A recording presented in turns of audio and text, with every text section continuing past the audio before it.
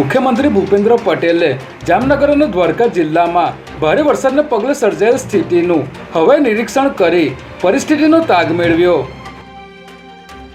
રાજ્યમાં પૂરથી અસરગ્રસ્ત વિસ્તારો માટે એસડીઆરએફના નિયમોની ઉપરવટ જઈને રાજ્ય સરકાર સહાય જાહેર કરી શકે છે.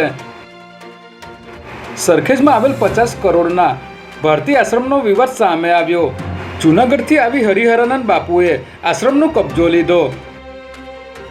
દક્ષિણ પશ્ચિમ ઝોનના એસ્ટેટ વિભાગે એસજી હાઈવે આનંદનગર રોડ પર જાહેર રસ્તા પર પાર્ક થતા વાહનોને લોક કરી દંડ ફટકારવાનું શરૂ કર્યું.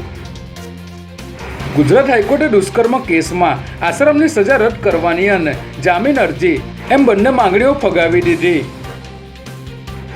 અમદાવાદમાં વરસાદ બાદ જ્યાં જુઓ ત્યાં ખાડા પડ્યા. ચોમાસા દરમિયાન શહેરના ચારેય ઝોનમાં 19,000થી વધુ ખાડા પડ્યા.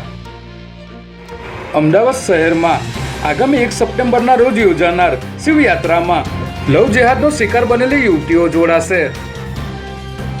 શહેરના વાસણા વિસ્તારમાં નીચેના માળે તાળું મારી બીજા માળે સુવા ગયેલા પરિવારના ઘરમાંથી તસ્કરો હાથ સાફ કરી ગયા. અમદાવાદ ટ્રાફિક પોલીસે મધ્યપ્રદેશથી ભાગીને આવેલા 3 સગીરોને પરિવારજનોને પરત સોંપ્યા. 3 દિવસે પણ વરસાદી પાણીનો નિકાલ ન થતા ત્રાગડ અને નિરમા યુનિવર્સિટી રોડ પર ભારે ટ્રાફિક જામ સર્જાયો.